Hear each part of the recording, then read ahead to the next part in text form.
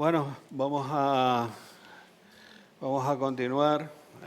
Esta es la última conferencia y a continuación habrá pues una mesa redonda, como ustedes saben. Y para continuar dando otra perspectiva, que vamos construyendo este puzzle de perspectivas, tenemos a don Carlos Batalla Sordo, miembro del Centro de Derecho Internacional Humanitario de la Cruz Roja Española y profesor en EA University, con más de 25 años en el Comité Internacional de la Cruz Roja. Ha dirigido operaciones humanitarias en zonas de conflicto como Yemen, Palestina, República Democrática del Congo o Colombia, promoviendo la protección y la dignidad de las víctimas. Su conferencia tiene un título muy sugestivo: Voces desde la guerra, el lado humano de la acción humanitaria. Don Carlos, cuando quiera. Muchas gracias. Buenos días a todos. Muchas gracias por la invitación en nombre de la presidenta de la Cruz Roja Española, sobre todo a la Universidad Internacional de La Laguna, al Ayuntamiento de San Cristóbal de La Laguna y, por supuesto, a la Fundación Caja Canarias, que con todo lo que han trabajado, la verdad es que me alegro mucho de que esté saliendo tan bien. Así que felicidades a todos ustedes. El curso Los desastres de la guerra es algo que habla mucho y es algo que está terriblemente de actualidad. La guerra es algo que existe desde siempre, es algo que yo creo que todos hemos visto desde nuestra más tierna infancia y, sin embargo, todos intentamos ver cómo se puede, dentro de ese conflicto, dentro de esa guerra, se la puede hacer menos inhumana. La guerra no puede ser más humana porque la guerra por sí mismo es el infierno, pero todos buscamos esa manera de ver cómo podemos intentar que sea menos inhumana. Y en eso está la Cruz Roja y el Movimiento Internacional de la Cruz Roja. Intentamos que poco a poco vayamos haciendo menos inhumana esa guerra. Yo normalmente empiezo hablando de una pequeña historia que me ocurrió en Colombia en 1997, 1998, y se trata de doña Elsa. Doña Elsa es una señora que tenía en una aldea en Cundinamarca, en las montañas, una pequeña cantina con 3 o 4 mesas donde daba de comer, nos daba de comer a nosotros porque íbamos mucho a visitar esa aldea y a otras personas del pueblo. Esa aldea estaba controlada por la guerrilla en la época, por las FARC, y unas semanas, unos meses más tarde, vinieron los paramilitares y echaron a la guerrilla de los Alpes. Y la gente de los Alpes nos llamó muy rápido diciéndonos: han detenido a doña Elsa los paramilitares, la quieren matar. Y entonces fuimos allá a hablar con los paramilitares y explicarles qué es lo que pasaba, o preguntarles qué es lo que pasaba. Y nos explicaron: es que doña Elsa está dando de comer a la guerrilla, es una guerrilla también. Y bueno, pues ahí les explicamos que no, que mire, es que tiene un negocio, esto funciona de esta forma, tal. Y bueno, la dejaron y pudimos seguir, o doña Elsa pudo seguir dando de comer a la gente. Semanas más tarde llegó el ejército de Colombia y echó a los paramilitares y de nuevo nos volvieron a llamar desde las Alpes para decirnos que doña Elsa había sido arrestada por el ejército y que la acusaban de colaboración con los paramilitares esta vez. Fuimos de nuevo a hablar con el ejército, a explicarles que doña Elsa tenía su pequeño negocio, etcétera, etcétera. La liberaron, doña Elsa continuó en los Alpes y la vida continuó. Pero unos meses más tarde llegó la guerrilla de nuevo. Y la guerrilla llegó diciendo: doña Elsa es parte del ejército, es parte de los paramilitares, es parte de todo, ha estado dando de comer a todo el mundo. Y de nuevo volvimos a tener que explicar que no, que en fin, el negocio es el negocio, que hay que dar de comer a la gente, que en fin, que dónde comíamos todos, que tenían que entender que dentro de un conflicto, dentro de una guerra, a pesar de todo, había cosas terriblemente importantes. Y bueno, al final, después de 1 año y medio de estar trabajando en Colombia, cuando me fui de esa tierra, de este país, doña Elsa seguía viva.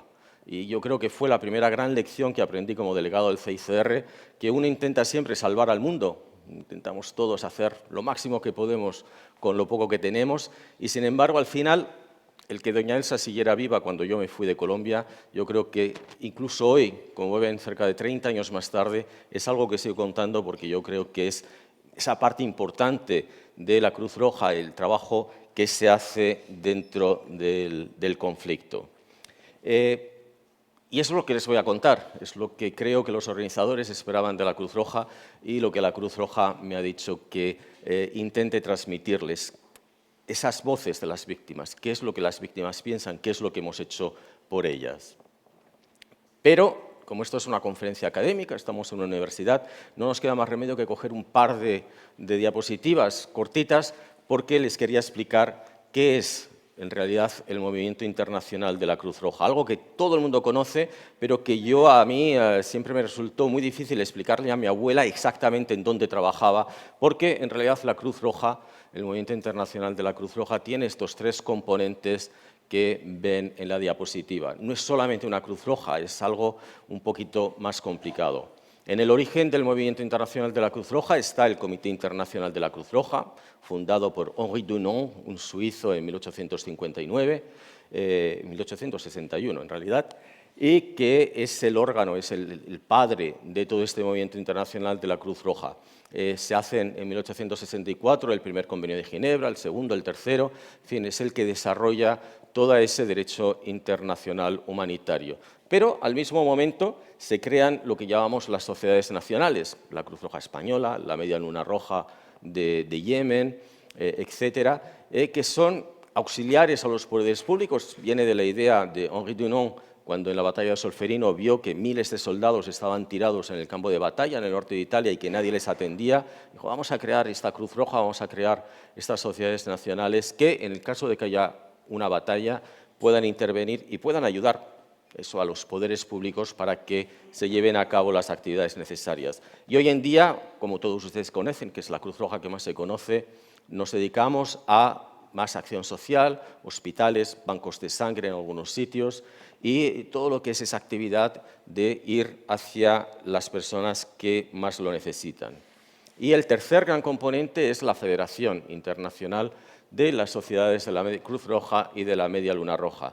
Es una organización que se crea después de la Primera Guerra Mundial, cuando empieza la Sociedad de Naciones, cuando la gente empieza a pensar que después de esa tan terrible guerra que fue la Primera Guerra Mundial, se podía hacer algo para intentar avanzar como humanidad. Fue un fracaso porque luego vino la Segunda Guerra Mundial, pero la idea se quedó ahí y esta federación es la unión de todas las sociedades nacionales que ponen en conjunto sus recursos para poder ayudar a sociedades nacionales más débiles, países que no tienen tanto dinero y que no pueden trabajar y hacer las cosas tal y como se hacen en otros sitios, y que hoy, en el reparto de las cosas que hay en el mundo, el Comité Internacional de la Cruz Roja está exclusivamente dedicado a los conflictos armados. Siempre que vean una Cruz Roja en Ucrania, en Sudán, en Gaza, eso es el Comité Internacional de la Cruz Roja, mientras que la Federación coordina a todas las sociedades nacionales para responder a los desastres naturales.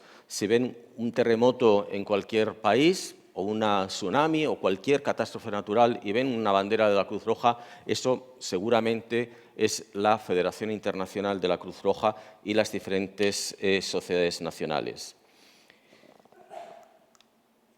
Pero no solamente es un movimiento que existe por sí, es un movimiento que existe con 7 principios fundamentales que fueron creados o que fueron adoptados ahora hace 60 años, en 1965, y que lo que intenta, lo que se trata es de dar un marco de actuación a las 198 sociedades nacionales que existen en el mundo, es decir, hay una sociedad nacional en cada uno de los países que existen hoy en día a ver cómo se trabaja, a ver qué es lo que se puede hacer y cómo se puede llevar a cabo nuestra labor. El principio, por supuesto, más importante de todos ellos es el principio de humanidad. La razón de ser de la Cruz Roja es prevenir y aliviar el sufrimiento humano. Nos preocupamos por los seres humanos, queremos que esa parte de humanidad sea respetada y que se pueda llevar a cabo todas las actividades posibles. Los 3 siguientes seguramente son los principios más operacionales que tiene la Cruz Roja. La imparcialidad, atendemos a quien sea, no en razón de su raza, sexo, condición, el dinero que tenga, sino de la necesidad que tiene. La neutralidad es un principio que hablaremos un poco más tarde, porque es un principio que a veces es muy mal entendido, pero que lo único que quiere decir es que la Cruz Roja nunca toma partido por ninguna de los diferentes partes en conflicto, ni toma ninguna parte en ningún debate político. Y la independencia, que es fundamental, es que el movimiento tiene una autonomía, decide por sí mismo, no es como Naciones Unidas, donde hay 198 estados que están diciendo qué es lo que se hace, un Consejo de Seguridad dominado por, sino que es una organización independiente y que toma sus propias decisiones de acuerdo con las necesidades que se tienen. Estos principios están basados, por supuesto, en lo que es el servicio voluntario, lo que es la unidad, la universalidad. Se intenta que solamente haya una sola Cruz Roja en cada país, que no haya 15 cruces rojas o 4 cruces rojas, como podría haber habido en la antigua Yugoslavia en los años 90, sino que siempre haya una sola para poder realmente mantener esa imparcialidad y esa independencia. Como les decía, estos principios fueron adoptados en 1965. De alguna u otra manera, la Cruz Roja a nivel mundial va a hacer alguna celebración este año, pero lo importante es que estos principios han sido tan bien entendidos por todo el mundo que hoy en día han sido adoptados no solamente por la Cruz Roja, sino por cualquier organización humanitaria que trabaja en el terreno. Naciones Unidas, por supuesto, y todos sus organismos especializados, pero también Médicos Sin Fronteras y la mayoría de las ONGs que están trabajando en el terreno se adhieren sobre todo a esos principios de imparcialidad, humanidad, neutralidad e independencia. Como les dije, es bastante corto, pero yo creo que siempre es importante que sepamos en dónde nos movemos, qué es esta Cruz Roja a la que tanto nos referimos. Pero ahora vamos a intentar ir un poco a ver cómo estos principios, que es estas voces que les decía, qué es exactamente de lo que estamos hablando. Y vamos a empezar por el primer sitio donde yo empecé también a trabajar con el Comité Internacional de la Cruz Roja, que es Ruanda. Yo llegué a Ruanda en septiembre de 1996, 2 años después de que hubiera habido el horrible genocidio que hubo en Ruanda, cerca de 800.000 personas, pero es abuela pluma porque nadie realmente sabe cuántas personas murieron en ese genocidio. Y cuando al final el genocidio acabó y las tropas de Tutsis entraron en Ruanda para acabar con ese genocidio, había una guerra civil, hubo cerca de 2 o 3 millones de personas, de nuevo muy difícil de saber, que huyeron de Ruanda. Y en esa huida fue tan rápida, fue tan horrible, que los niños se perdían, las familias quedaban dispersadas y cuando llegaban a los campos de refugiados en el este de Zaire, que en la época todavía se llamaba Zaire y no República Democrática del Congo, había miles y miles de niños separados. El Comité Internacional de la Cruz Roja empezó a trabajar en ello, en ver cómo se podía reunificar a los niños. Cuando yo llegué, los dossiers que teníamos entre niños que venían a nosotros, a nuestras oficinas, diciendo que habían perdido a sus padres, o niños bebés de 2 o 3 años que algún familiar o alguien los traía a la oficina, y los padres que venían a la oficina a denunciar que habían perdido a sus niños, estábamos en un número de cerca de 300.000 niños. 300.000. Es el doble de la población de La Laguna. Es una cifra absolutamente brutal. Está claro que en las primeras 24 o 48 horas, como decíamos de alguna manera, Ana también decía esta mañana, lo importante de esas primeras horas, se podían reunir muchas personas, pero sin embargo quedaron muchos que no había manera de encontrar a sus familiares, porque había muchos campos de refugiados, era muy difícil saber dónde se encontraban. El CICR, la Cruz Roja Internacional, lo que hizo fue crear estos álbumes de la esperanza. En todos los campos de refugiados se tomaban la foto de los niños, incluso la foto de los padres, y se iba instalando en todos estos campos de refugiados este álbum de fotos. La gente venía y decía, este es mi hijo, o incluso algunos niños decían, estos son mis padres, y ahí podíamos hacer la reunificación. El problema es como el problema que tuvo Eliane. Eliane era una niña que tenía 3 años en 1994, y con 3 años es muy difícil que uno se acuerde de sus padres, muy difícil que te pueda decir, vengo de tal pueblo, o vengo de tal aldea, o de tal común. Esta persona se pasó años intentando encontrar a su familia. Cuando yo estuve en Goma, en el 2019 me contaron que en 2017 Elian volvió de nuevo a intentar encontrar a su familia y después de un año, en el 2018, se consiguió localizar a la familia de Elian. Sus padres habían muerto, pero su hermana pequeña todavía seguía viva y sus tíos seguían vivos, con lo cual se consiguió la reunificación. Esto realmente es un milagro, son cosas que suceden simplemente porque el CICR, la Cruz Roja Internacional, que tiene más de 160, 170 años, es una organización que perdura, es una organización que sigue haciendo su trabajo y que, a pesar de que hubieran pasado 20 años de la separación de Elian, seguimos trabajando, manteniendo los archivos y manteniendo todos los datos para que esta persona pudiera ser reunificada con sus familias.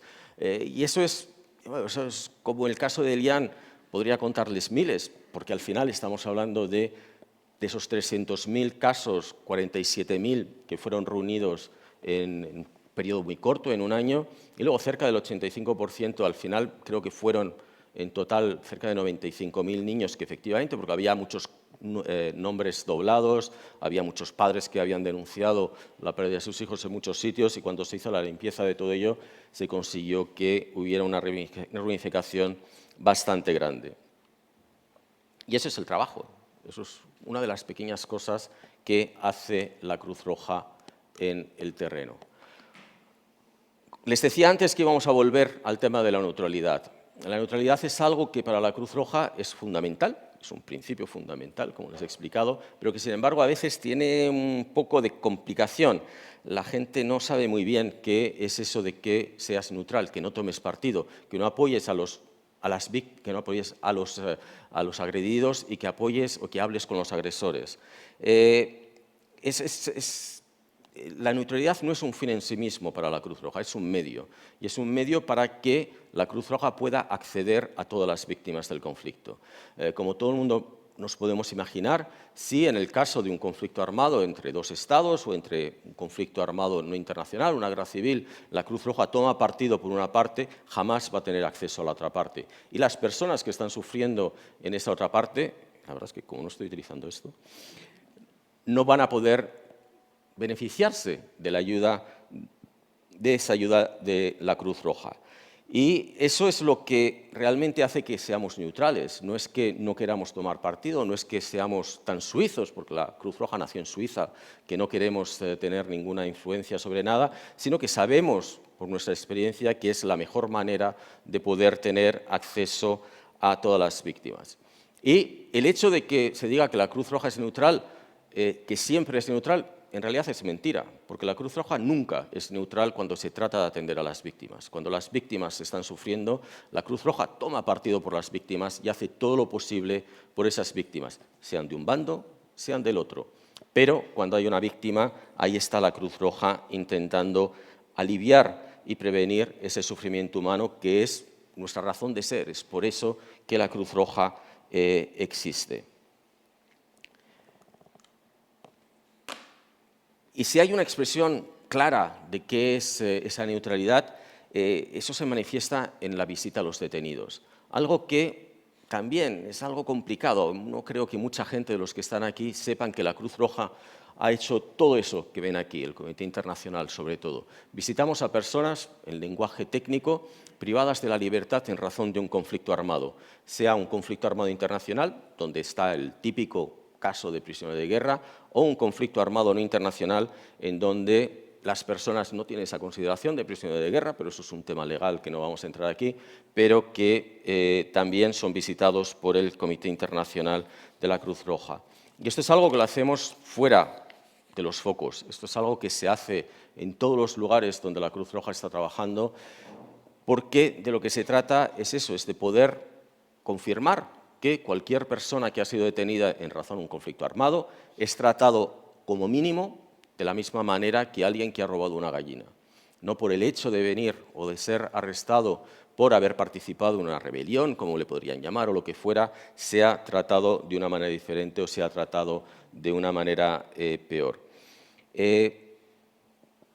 Como ven, hay muchísimas personas que son visitadas en 2024. Antes hablaba Ana, el coronel también ayer, señor Borrell, cómo los conflictos van aumentando y cómo todas las consecuencias humanitarias, porque eso, ayer hablamos mucho del tema del conflicto, del tema de la guerra, esta mañana también, pero todos esos números tan terribles que nos ha dado esta mañana Ana, con 55 conflictos, si no me equivoco, en 2024, tiene un impacto humanitario real. Es eso, esta gente que de repente ha sido arrestada. Y al final lo que se trata es eso, es de saber a quién vela por esa gente, quién les va a atender, quién va a asegurarse que tiene un tratamiento humano, y eso es una de las grandes labores del Comité Internacional de la Cruz Roja. Y va en los dos sentidos, porque me acuerdo uno de los casos que les quería traer cuando estaba en Yemen, en el 2017, empezamos a visitar una prisión donde había sobre todo, bueno, no sobre todo, no, todos eran miembros de Al-Qaeda. Y empezamos nuestras tareas de empezar a tomar nombres y todo eso para mandar mensajes a familias, etc. Y hubo un grupo, no muy grande, pero un grupo pequeño que directamente no nos dijeron nada, se dieron la vuelta y no quisieron hablar con nosotros porque llevábamos la Cruz Roja, ese símbolo que lleva el compañero allí.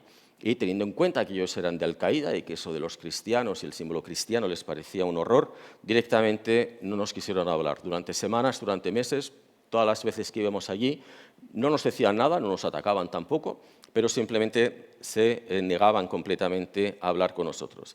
Y sin embargo, meses después, en una de las ocasiones que fui a esta cárcel, uno de ellos vino a hablarme, eso que te quedas sorprendido, dices, bueno, ¿qué es lo que sucede? Y me dijo, Shukran Hatir, muchísimas gracias. Muchas gracias porque desde que la Cruz Roja entró en esta prisión, nuestras condiciones de detención, el tratamiento que nos dan las autoridades ha mejorado. Y ya no tenemos más malos tratos, ya no tenemos más problemas. El hecho de que ustedes están aquí realmente nos ha mejorado la vida.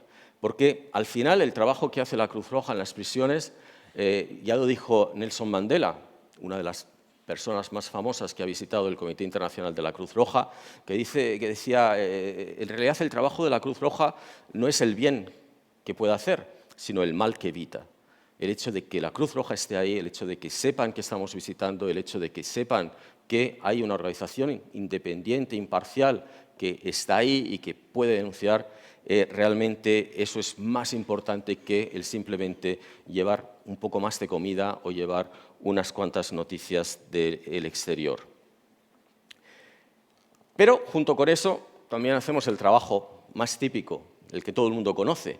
Esto es una operación de reparto de alimentos en un sitio que se llama Huambo, en África, un sitio donde mi amiga Sandrine se ríe mucho porque ella estaba allí y nos conocimos allí.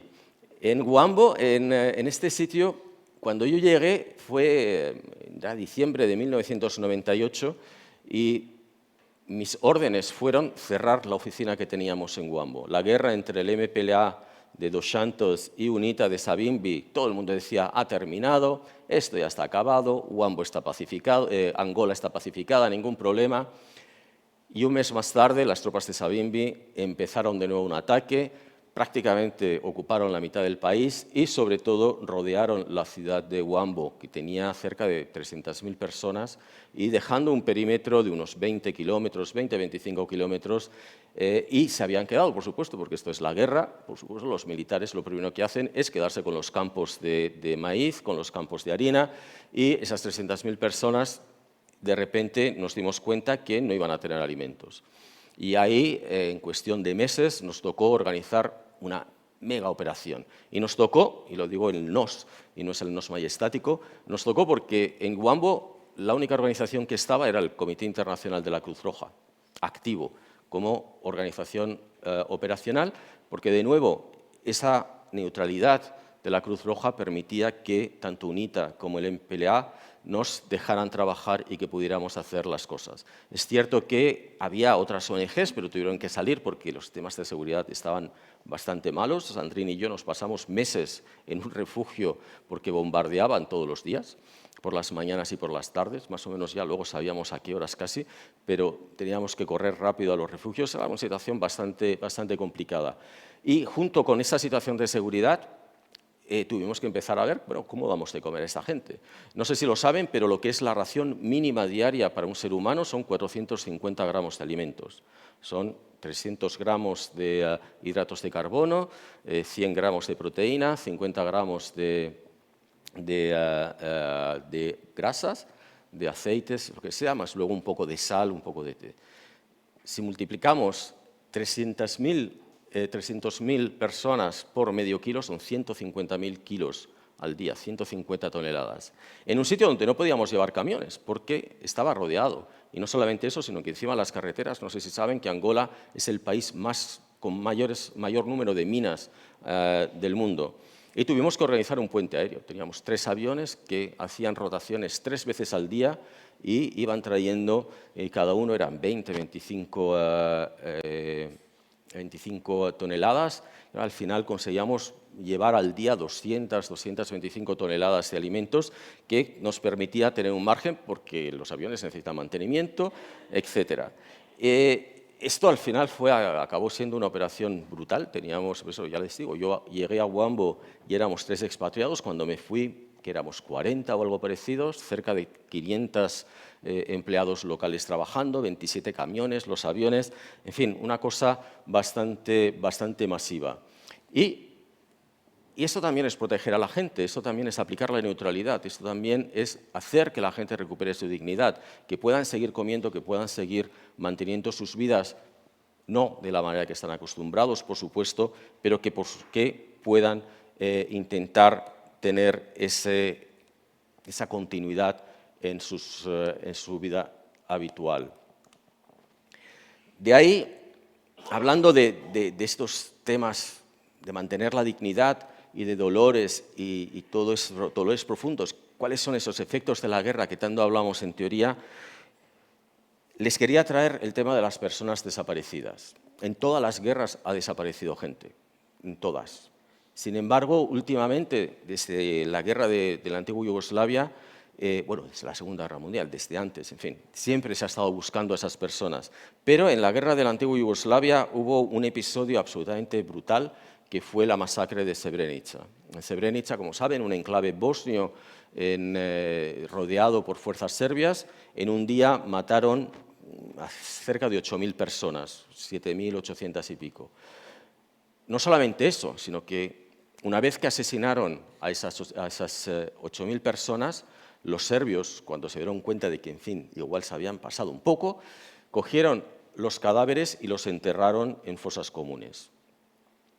Unas semanas más tarde se dieron cuenta de que el clamor internacional esta vez era muy fuerte y que esto iba realmente en serio. Y ya existía además en la época el Tribunal Penal Internacional para la antigua Yugoslavia, con lo cual empezaron a tener un poco de miedo de qué es lo que podía pasar. ¿Y qué hicieron? ¿Qué se les ocurrió?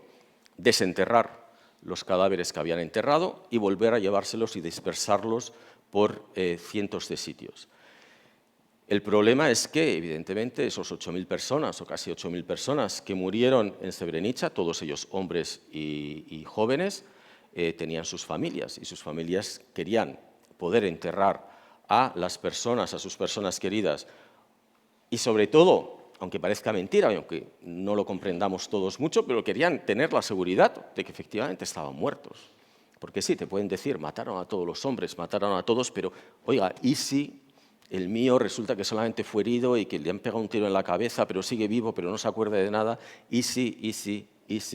Y todas esas preguntas que se hacen.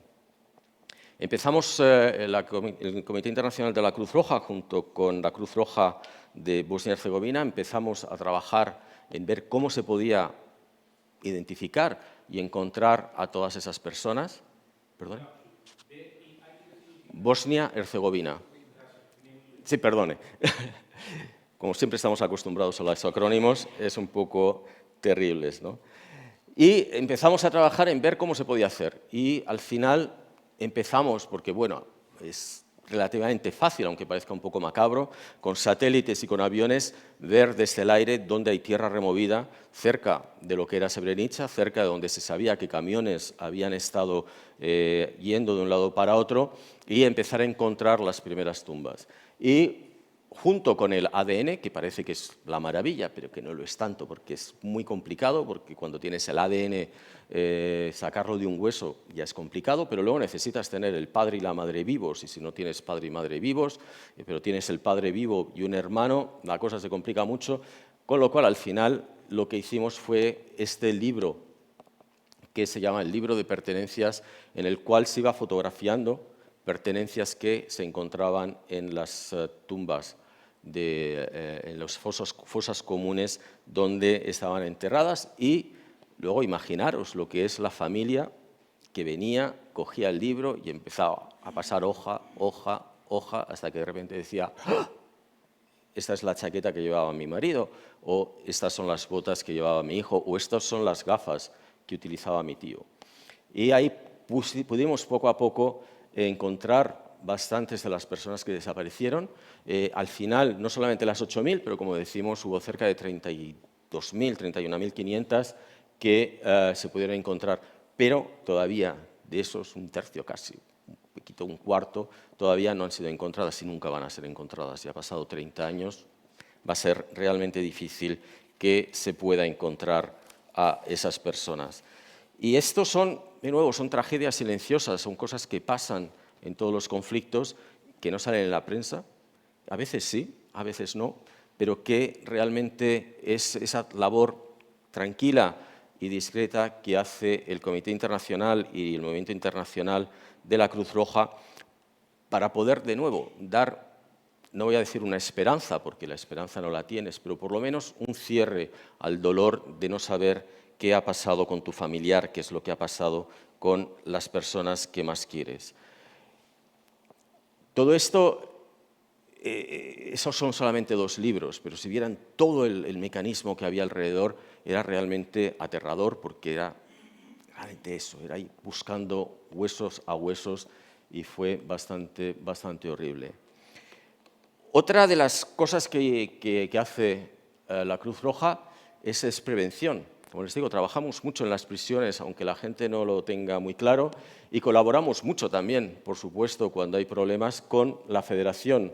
Cuando hay un símbolo de Cruz Roja con la media luna roja, eso es la Federación Internacional de la Cruz Roja. Cuando yo estaba responsable de las operaciones en el Kivu Norte, en la República Democrática del Congo, en Goma, cuando llegué allí estábamos en medio de una epidemia de ébola. El ébola es una enfermedad horrible. Les puedo contar muchas cosas, pero no les voy a arruinar el almuerzo porque eso es absolutamente terrible, pero es una enfermedad que tiene una mortalidad del 90 y tantos % y un nivel de contagio bastante bajo. Tiene que ser realmente por fluidos, tiene que ser por contacto directo. No es como una gripe que tiene un índice de contactos muy alto, pero mortalidad muy baja. Y el ébola, claro, cuando empezó con la epidemia del ébola, el primer lugar que nos empezamos a preocupar eran las prisiones. Las prisiones en África, sobre todo en países como Congo, donde no tienen medios, donde no tienen dinero para hacer muchas cosas, realmente no es la prioridad para ningún gobierno en este tipo de sitios, con lo cual son prisiones que igual fueron construidas para albergar 100 prisioneros y tienen 1.000. La cantidad de gente que hay, el contacto estrecho que hay, que es el que necesita el ébola, era realmente impresionante, y ahí nos metimos a fondo a intentar evitar que hubiera una epidemia de ébola en las prisiones, porque sabíamos que en el primer momento que hubiera una epidemia o que la epidemia llegara a una prisión, la prisión iba a desaparecer. Bueno, la prisión no, la gente que estaba dentro de la prisión iba a desaparecer.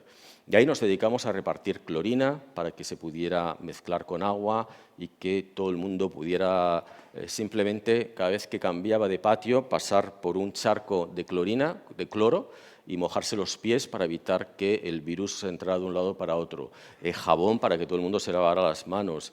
En fin, todos los medios que se nos ocurrieron, creamos en algunos sitios donde se podía, porque no se podía en todo, celdas vacías que servían de celdas de descontaminación y también de celdas de aislamiento en el caso de que hubiera un enfermo.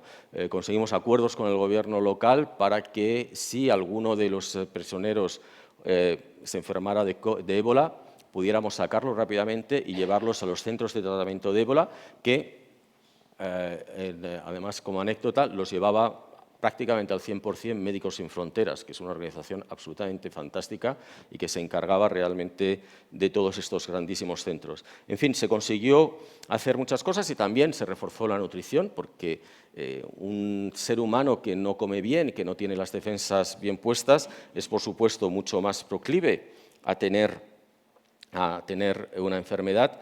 Y al final, cuando la epidemia se acabó, cerca del año 2020, habíamos conseguido, o el Movimiento Internacional de la Cruz Roja, junto con las autoridades, se había conseguido que esa terrible enfermedad no entrara en las prisiones de Kivu, que, si no me equivoco, tenía por aquí el nombre, que eran, el número que son, pero que eran cerca de 11 grandes prisiones donde había cerca de más de 15.000 personas, si no me equivoco.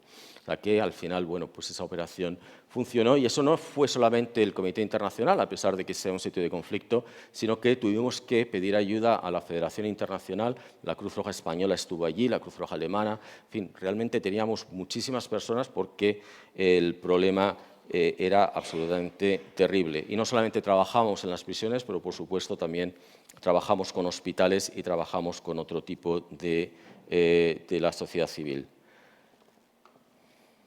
Yo creo que voy bien de tiempo, ¿no? Vale, pues nada. Y quería acabar este viaje que estamos haciendo un poco juntos de diferentes sitios, diferentes lugares, en Guatemala. En Guatemala en Guatemala hay un fenómeno que es el fenómeno de las maras, de las pandillas, que tienen barrios controlados completamente. La policía es absolutamente incapaz de entrar. No es un conflicto armado como lo conocemos, pero no deja de ser un conflicto armado. Ya lo decía Ana esta mañana, no hay una definición de qué es un conflicto armado en realidad, pero lo que sucede en América Central con estas maras o incluso en México con los cárteles del narcotráfico realmente se podría entender como un conflicto armado internacional. Y quiero acabar aquí con una anécdota bastante cruel también, pero que habla mucho de lo que es este tipo de conflictos, del que no se habla bastante y que están existiendo. La Cruz Roja Española inició un programa que llamaba de espacios seguros, en espacios infantiles seguros. En barrios controlados al 100% por las maras se creaba una ludoteca donde los fines de semana niños hasta 10 años podían ir y podían jugar en un espacio asegurado. Habíamos hablado antes con los líderes de las maras para decirles, mire, vamos a hacer esto, no podemos hacer. Y si lo podemos hacer, los niños que vienen van a estar seguros. Y si lo podemos hacer, los padres que traen a los niños van a estar seguros y luego pueden volver todos a casa. Y las niñas, sobre todo, es que todo esto va a estar tranquilo. Nos dieron toda la seguridad posible y no solamente teníamos la ludoteca, sino que luego había otro fenómeno absolutamente increíble, que nos dimos cuenta demasiado tarde, pero pudimos reaccionar. Gente que venía de estos lugares controlados completamente por las maras no tenían acceso a servicios médicos. Y no tenían acceso a servicios médicos porque en estos barrios los médicos no iban, porque los asesinaban, porque los mataban, les robaban los medicamentos. Cuando alguien de este barrio se iba a un centro de salud fuera del barrio, no les querían atender, porque se les atendían y se le moría, o no le daban el medicamento que ellos pensaban que tenían que recibir. Venían los maras por la noche y se los mataban. Se iban a hospitales fuera de la ciudad de Guatemala para poder recibir atención médica. E incluso ahí, a veces, ni tan siquiera las conseguían, porque, en fin, como verán, se les reconoce bastante bien a los que son las maras. Y lo que hicimos entonces fue, en estas ludotecas, en estos espacios seguros, crear unas brigadas de salud al estilo cubano, donde ginecólogos, pediatras, traumatólogos, todos los servicios médicos que se necesitaba, y nos poníamos los sábados a trabajar con toda la gente que venía y que podía recibir atención médica. El primer sábado que hicimos esto tuvimos 800 consultas en una sola mañana, un solo día, imagínense. Y esto, de nuevo, volvemos a lo de siempre, ¿es un conflicto armado? No. Pero esa situación es la situación de un conflicto armado. Por no hablar de otro programa que empezamos a pensar cómo diablos hacerlo, que eran los servicios básicos. El agua no funcionaba, pero no funcionaba porque las infraestructuras se habían deteriorado. Pero no se podía reparar las cañerías, las desagües, etcétera, porque los servicios municipales de la ciudad de Guatemala no se atrevían a ir. Y por lo tanto todo estaba destrozado. Y entonces, ¿cómo hacer? Esto es el futuro.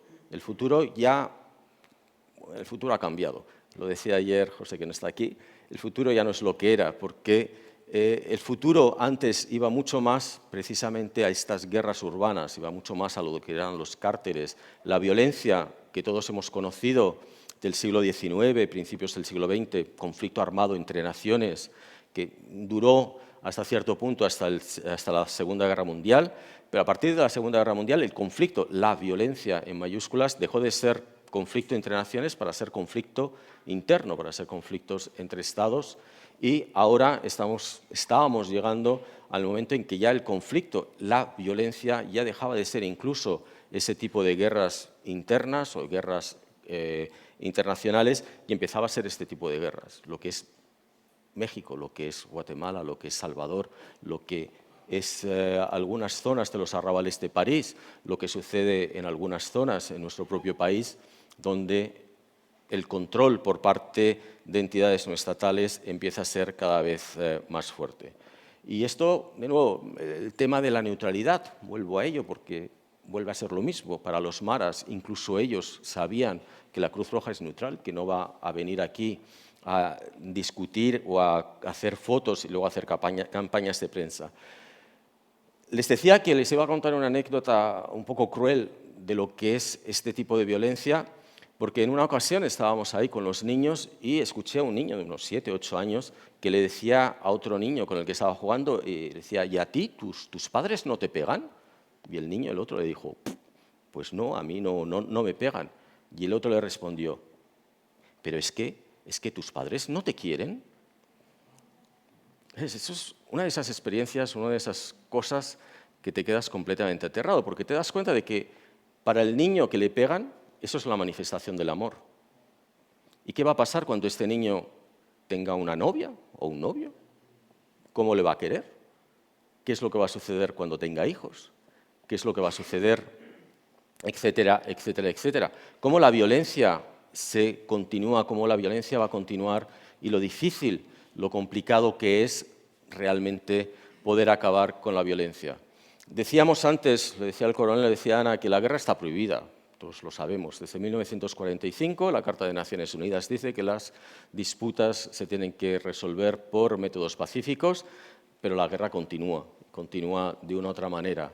El Comité Internacional de la Cruz Roja, junto con el Movimiento Internacional de la Cruz Roja, en 1949, 4 años después de la adopción de la Carta de Naciones Unidas, se dio cuenta de que, sí, todo muy bonito, todo muy bien, pero la guerra va a continuar, con lo cual se establecieron o se rehicieron las convenciones de Ginebra y se añadió una nueva, que es la Cuarta Convención, que trata exclusivamente sobre la protección de personas civiles en el conflicto armado, porque el 75% o 80% de las víctimas, de los cerca de los 70 millones de personas que murieron en la Segunda Guerra Mundial, eran civiles que no participaban en los combates. Y un poco para acabar, realmente les he compartido esos 7 historias, distintos países, distintos sitios que tienen un hilo que les cose, ¿no? Es el hilo que la humanidad florece incluso entre los escombros de la guerra. Todos somos seres humanos, todos sabemos lo que es la humanidad, pero realmente yo creo que todos, y Alberto no está aquí, desgraciadamente, porque él ha vivido mucho eso, incluso en un conflicto, incluso en lo peor de un conflicto, la humanidad, los seres humanos, venimos en ayuda de aquellos más necesitados. Desde doña Elsa, a quien, ya les digo, por lo menos cuando me fui de Colombia seguía vivo, a las familias que han sido reunidas, personas como Elian, reunidas después de muchos años, enfermos, prisiones, los virus, siempre hay una constante y es alguien que está tendiendo una mano y siempre respetando esos principios humanitarios de neutralidad, imparcialidad y humanidad.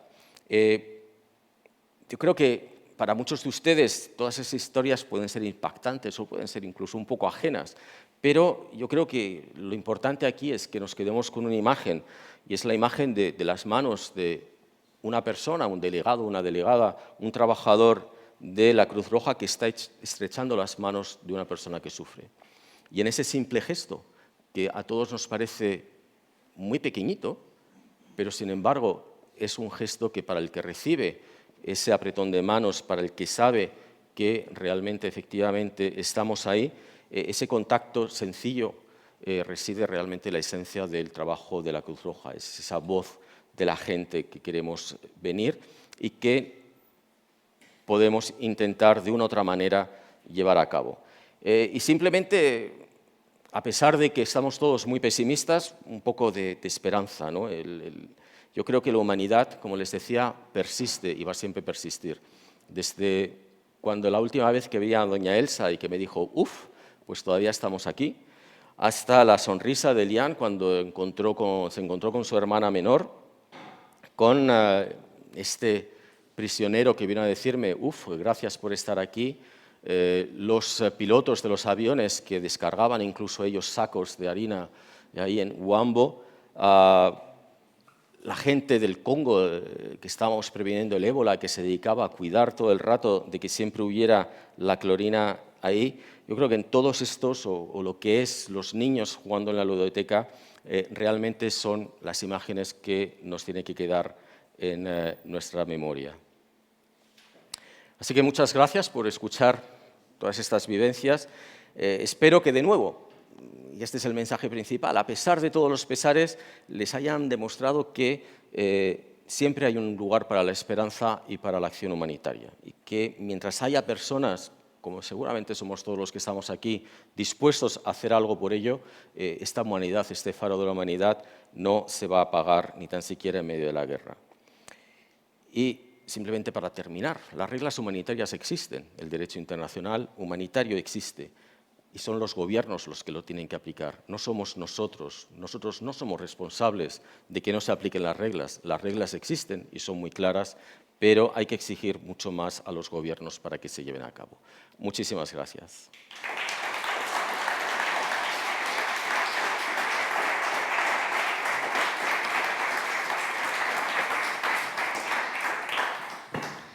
Bueno, pues tienen ustedes ahora la palabra, ya saben que sí, cabe de todo, discursos, preguntas, panfletos, lo que quieran, pero breve, eso sí, breve, para que haya mucha participación. Lo bueno si breve, 2 veces bueno. Eso.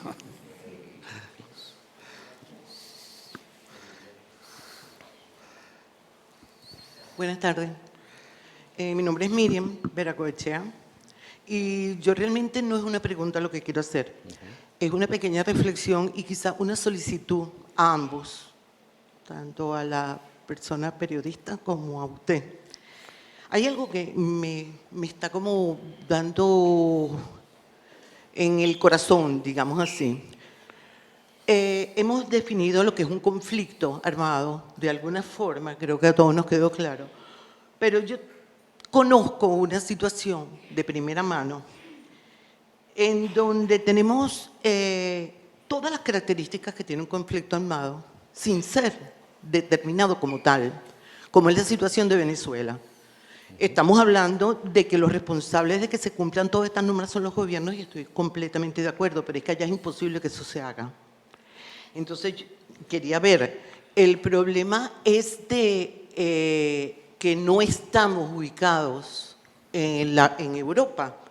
Podría ser, pero creo que es un problema que tiene España, porque nosotros tenemos una diáspora de más de 7 millones de personas que han salido de Venezuela, donde yo creo realmente que la mitad de las personas están aquí en España y que todas tenemos en algún grado, pero yo diría que el 99%, en algún grado tenemos estrés postraumático, porque cuando nos hemos venido para otros países no ha sido por gusto, ha sido porque algo nos ha sucedido, ¿verdad? Hemos perdido todo lo que tenemos, hemos visto a nuestras familias amenazadas, hemos estado amenazados de muerte. Entonces, yo creo que sí es un problema de las autoridades españolas y de los propios españoles, que aquí esté cada día llegando más gente que en algunos casos se entenderá, otras que no, pero que no solamente en pateras que llegan. Y los venezolanos salen también por la selva del Guairén y hay una cantidad de muertos. Entonces hay que ver un poquito eso con respecto a eso para los periodistas, que creo que no se trata jamás en la vida la situación como es. Y para la Cruz Roja, quiero hacer una aclaratoria pequeñita. Yo he sido toda la vida bombero, directora de protección civil, he trabajado con la Cruz Roja mano a mano, o sea que sé lo que es trabajar con las comunidades. Y teníamos un programa muy bonito que se llamaba Comunidades Libres de Violencia en el municipio de Aruta, tal como usted lo estaba planteando. El chico que quedó por mí, que se crió prácticamente en ese programa y que desde que tenía 18 años estuvo trabajando conmigo, tiene 2 meses desaparecido. 2 meses que se lo llevaron. Se llama Luis Somasa Castellano. No se sabe dónde está. Está enfermo con una enfermedad autoinmune, pero eso no les importa nada. Pero es que desde el año pasado, de las elecciones que fueron en julio, que fueron amañadas, la gente salió a protestar. Y en esa protesta se desaparecieron montones de personas, de las cuales hoy en día hay 11 todavía desaparecidos, donde hay 2 españoles. Los españoles se llaman Andrés Martínez y José María Basoa, y fueron acusados por el gobierno de Maduro de estar mandados por el CNI para matarlo a él, y los están juzgando como traidores a patria y mercenarios. Entonces, sí, ya voy a terminar. Entonces, es solamente un llamado de atención. No, muchas gracias. Un llamado de atención. En Venezuela hay carreteras y no hay minas en las carreteras, pero hay hambre. Y he trabajado con la Cruz Roja, pero la Cruz Roja no ha aparecido por allá. No, gracias por esta explicación.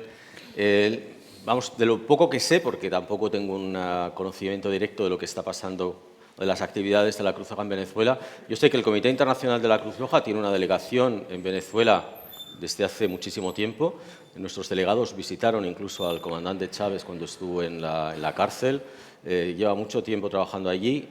La Cruz Roja colombiana y el Comité Internacional de la Cruz Roja trabajan en toda la frontera con Venezuela para atender precisamente a los refugiados que salen. Y estoy casi convencido de que cualquier persona puede ir al Comité Internacional de la Cruz Roja y decir qué persona ha desaparecido, denunciar personas desaparecidas. No se lo puedo asegurar porque ya le digo que no estoy ahí, pero es el trabajo básico que se hace desde allí. Pero es verdad, es un tipo de conflicto que siempre es complicado definir si está aquí o allá, pero de todas maneras el Comité Internacional está en Venezuela y eso ya quiere decir en general bastante.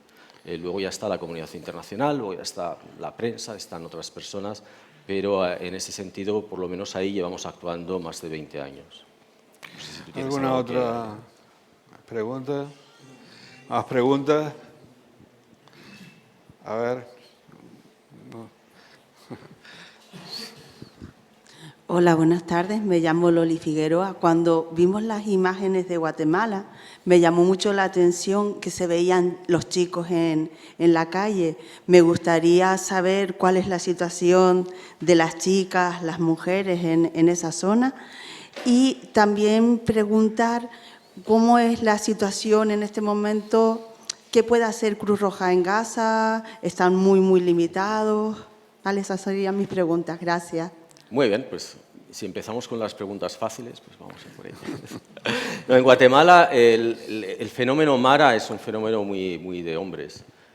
Hay mujeres que están en las maras, por lo que sabemos, pero es un número muy pequeño y las mujeres es una sociedad brutalmente machista y realmente tienen muy pocos derechos. La verdad es que la situación es bastante mala para ellas.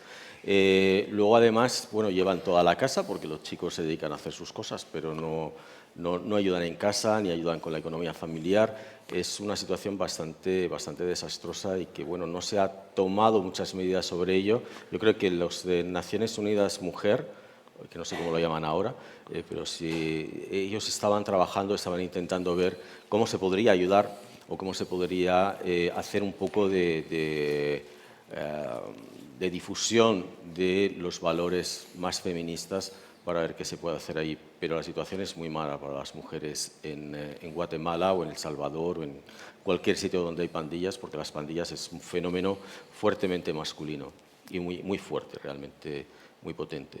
En Gaza, el Comité Internacional de la Cruz Roja está trabajando en el conflicto entre Israel y Palestina desde 1948. Luego se fue, luego volvió y desde 1967 tiene una presencia permanente tanto en la Cisjordania, Gaza, como en Israel. Y se ha estado trabajando sobre todo en este último conflicto en lo que se ha podido. Y digo lo que se ha podido porque, como todos sabemos, Israel decidió que no entraba ayuda humanitaria, Israel decidió que medicamentos no iban a entrar, en fin, hay unas restricciones muy brutales. El Comité de la Cruz Roja Internacional ha establecido en Rafah un hospital de campaña con 70 camas que sigue funcionando y tiene todos los suministros necesarios, pero en lo que es el resto de la banda, la distribución de alimentos hubo que pararla porque realmente había un problema de seguridad, no solamente para los trabajadores de la Cruz Roja, sino para los propios gazatíes, porque organizar una distribución de alimentos en una población que tiene tanta hambre requiere esa ayuda del ejército o de policía, y es que no hay ni policía, no hay ejército, está realmente la situación ha llegado a un extremo insostenible. Pero a pesar de ello, no quiero decir que sea bueno, pero a pesar de ello hay una presencia todavía en todos los lugares de la banda de Gaza con el Comité Internacional. En muchos de ellos realmente se puede hacer muy poco, por no decir nada, pero es lo que decíamos antes, por lo menos está esa presencia y cuando se pueda volver a hacer algo se hará. Ha habido muchas discusiones, discusiones realmente, entre lo que es la presidencia del Comité Internacional de la Cruz Roja y el gobierno de Israel para intentar mejorar, pero si ni tan siquiera Donald Trump o Pedro Sánchez consiguen hacer cambiar de idea a Benjamin Netanyahu, el presidente de la Cruz Roja o la presidenta en este caso realmente tampoco tiene muchísimo poder. Pero seguimos poniendo por delante ese mensaje. Las reglas existen, todo existe, hay que cumplirlas. Y para cumplirlas los estados, los gobiernos tienen que hacer presión sobre el gobierno de Israel y sobre Hamás, porque tampoco nos olvidemos que Hamás también tiene una responsabilidad. Mañana podrían liberar a todos los rehenes y dejar a Israel sin ninguna razón para los ataques. Bueno, encontrarían otra seguramente, pero bueno, pero eso es otra historia, ¿no? Más preguntas. Hay 3 pedidas. Voy a preguntarte 2 preguntitas y sería, tengo la curiosidad de cómo se prepara, se planifica y se ejecuta una acción humanitaria, sobre todo cuando no hay nada en el campo y tienes que hacer el reconocimiento y el análisis. ¿Cómo hablas con los actores gubernamentales, no gubernamentales, o si tienes que buscar gente sobre campo o enviar gente a campo y luego fletar? Y la segunda es que últimamente, de los años 90, con el humanitarismo, desde los años 90 hasta la actualidad ha habido un retroceso y se observa cómo cada vez las organizaciones no gubernamentales, sobre todo las relacionadas en el tema de la salud o de las ayudas, están siendo atacadas en múltiples ocasiones. Así que yo te pregunto, sobre todo, ¿cómo se puede garantizar la seguridad del componente de la ONG? Y, sobre todo, ¿crees que desde los años 90 hasta la actualidad, tanto las organizaciones gubernamentales como no gubernamentales han perdido un poco el respeto de lo que significa o de los valores que proporciona una ONG? La primera pregunta es hasta las fáciles. Y esta las fáciles porque, como les decía, el movimiento internacional de la Cruz Roja y la Media Luna Roja es el movimiento universal por excelencia. Y en cualquier lado donde llegamos hay una media luna o una Cruz Roja. Les aseguro, vamos, me acuerdo cuando estaba en el 96 o 97, creo, en Zaire, en lo que era antes Zaire, que me acuerdo que nos cogíamos los coches y nos íbamos por carretera, bueno, ni tan siquiera carreteras, pero llegábamos a aldeas que hacía 20 años que nadie había visitado, llegabas y a los 10 minutos, como mucho, tenías ahí a 2 o 3 personas con uniformes de la Cruz Roja, completamente raídos ya, y venían y te decían, Henri Dunant, présent, on est là, patron. Te quedabas aterrado.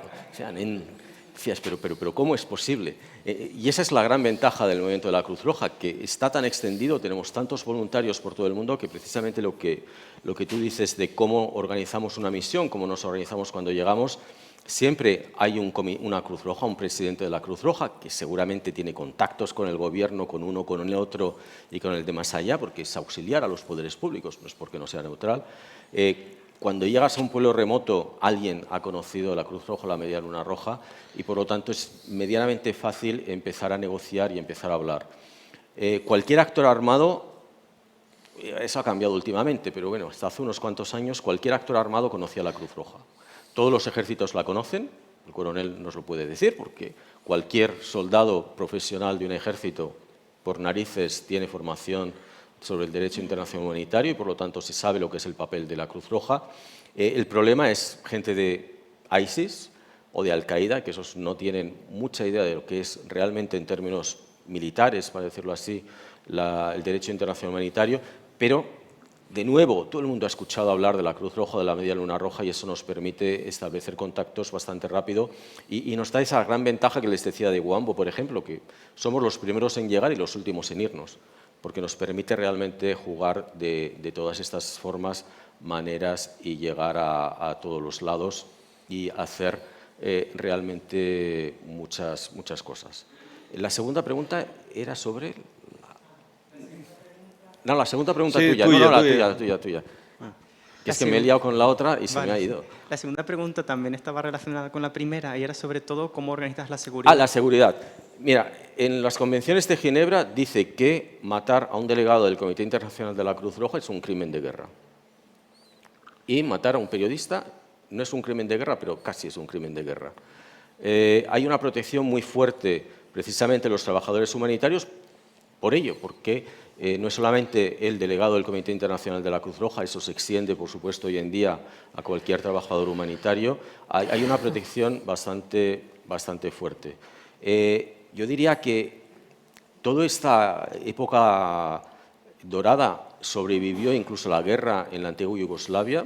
Ahí realmente cuando hubo, por supuesto, muertos dentro de las organizaciones humanitarias en la antigua Yugoslavia, pero fue por daños colaterales, fue realmente por mala suerte.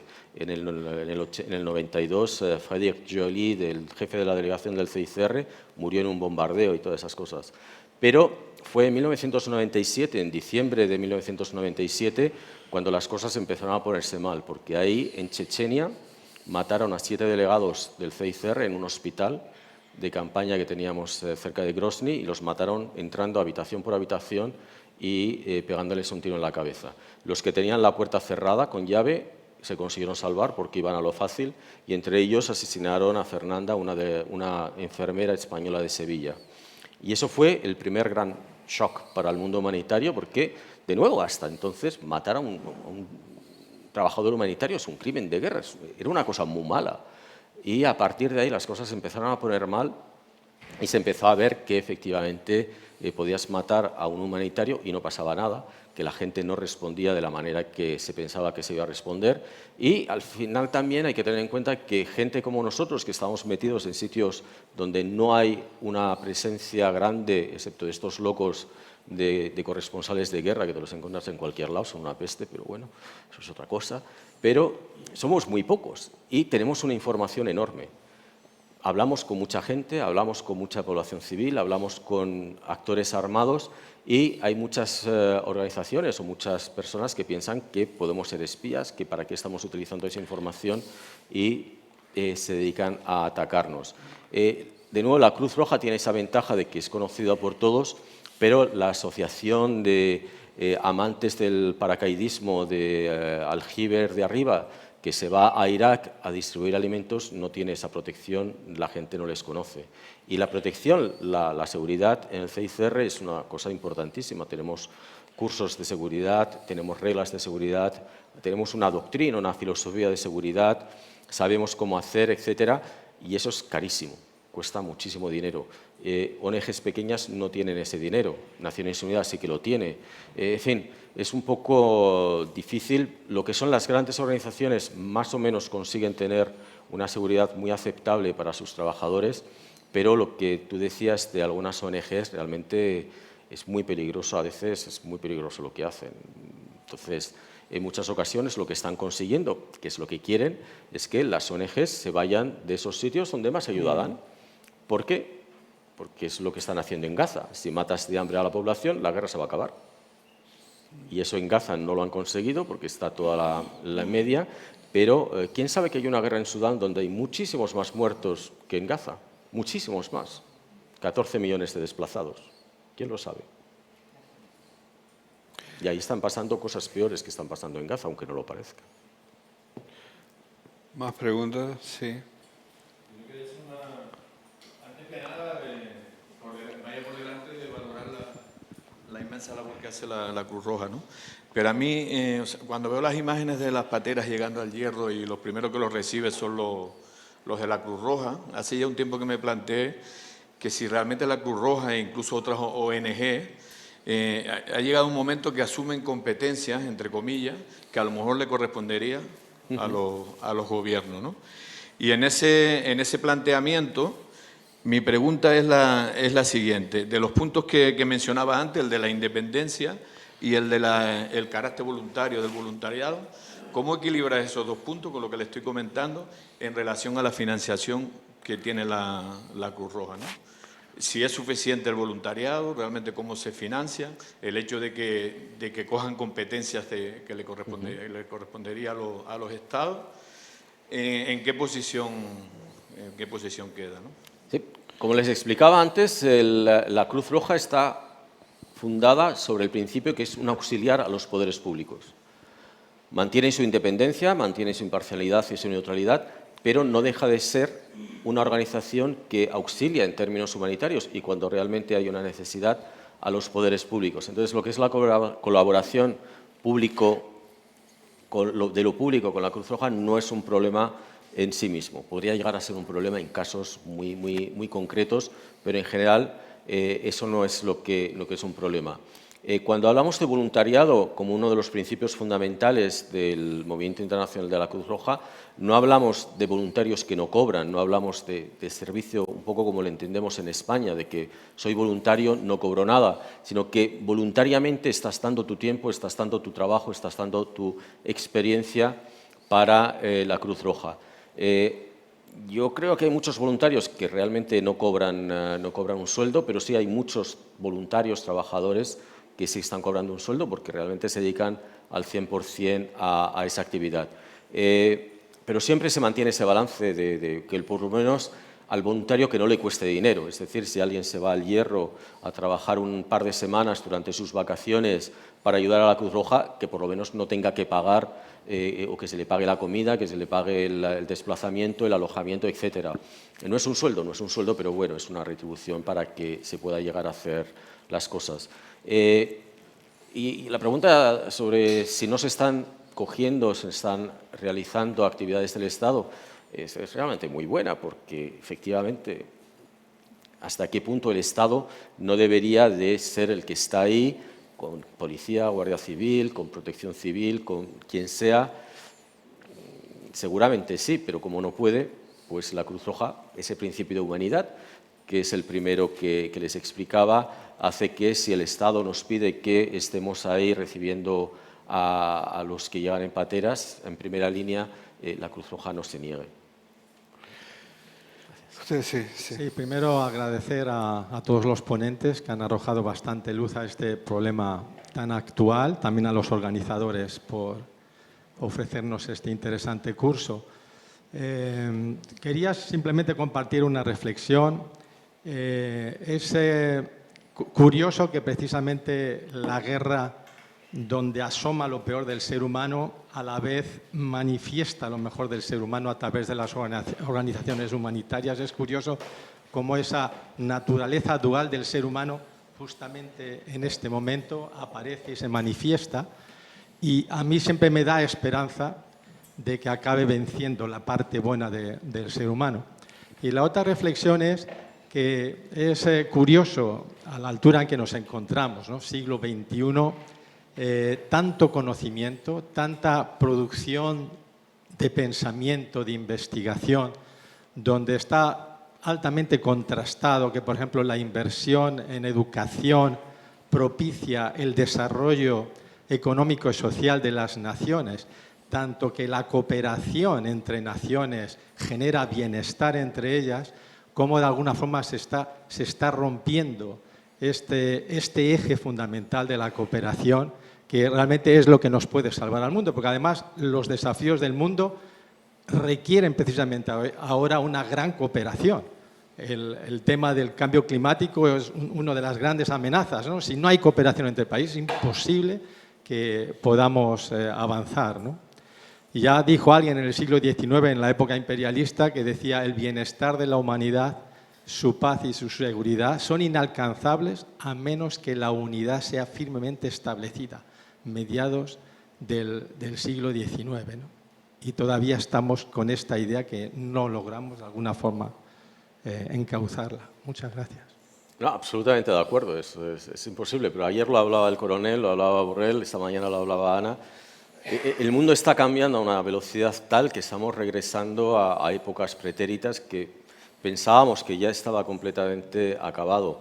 Y hay nuevos desafíos que son los que realmente nos tendrían que preocupar, el cambio climático, y tampoco es que yo sea absolutamente, el cambio climático, nos vamos a morir todos, pero es que el cambio climático está haciendo que los recursos sean cada vez más escasos y, lo decían esta mañana, cuando hay recursos escasos hay más guerras. Hay muchas de las guerras que se están produciendo hoy en día es por el cambio climático, porque los recursos son menos. Y es una pescadilla que se muerde la cola y es lo que tú dices. ¿Cómo es posible que gente, en teoría, tan inteligente, tan no sé qué, que dirigen nuestras vidas, no se den cuenta de que con todo lo que estamos haciendo, si no cooperamos, nos hundimos todos juntos? No sé quién puede tener realmente en la cabeza esa idea de que yo solo me voy a salvar y los otros se van a hundir. Estamos todos encadenados, somos seres humanos y aquí no hay uno que se va a hundir y el otro que va a flotar, ni uno que va a flotar y el resto se van a hundir. Estamos todos en el mismo barco. Difícil. Muy bien, bueno, pues una última pregunta, breve, por favor. Muchas gracias por su exposición y por su labor en Cruz Roja. Mi pregunta es, desde esa neutralidad e imparcialidad de la organización y también por esa labor humanitaria, no sé si han participado o se han planteado participar haciendo una labor de mediación entre las partes en conflicto, desde esa neutralidad e imparcialidad, o sea, de favorecer encuentros para resolver esos conflictos. Gracias. Sí, muy fácil. La respuesta es fácil. La Cruz Roja Internacional, precisamente por ser neutral, no hace una mediación en los conflictos, porque ahí ya tienes que tener posturas políticas, tienes que decirles a unos, usted tiene más razón, usted tiene menos razón, y eso precisamente va en contra de esa neutralidad. Con lo cual, toda esa labor de mediación se la dejamos a las Naciones Unidas, que son realmente los que tienen más poder, Consejo de Seguridad. Antes la compañera también hemos hablado esta mañana sobre, en fin, las dificultades que tiene.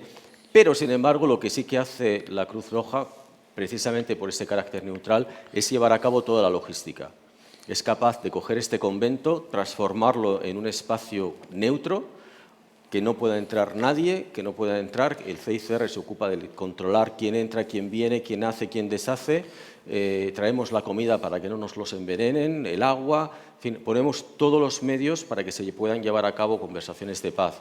Hubo un ejemplo en Perú en el 96, cuando hubo la toma de la embajada por el movimiento revolucionario, no me acuerdo, del MRTA, y ahí, en las negociaciones que había entre el MRTA y el gobierno de Fujimori, se llevaban a cabo en una roulotte que había alquilado el CICR y que lo teníamos completamente como espacio neutral y seguro. O sea, que ponemos esos medios, porque eso sí que lo podemos hacer, pero ya lo que es la discusión, usted deja de hacer esto y entonces usted hace lo otro, ahí no nos metemos porque eso puede poner nuestra neutralidad en peligro. Muy bien, bueno, pues muchas gracias, don Carlos Batallas, por su intervención. Y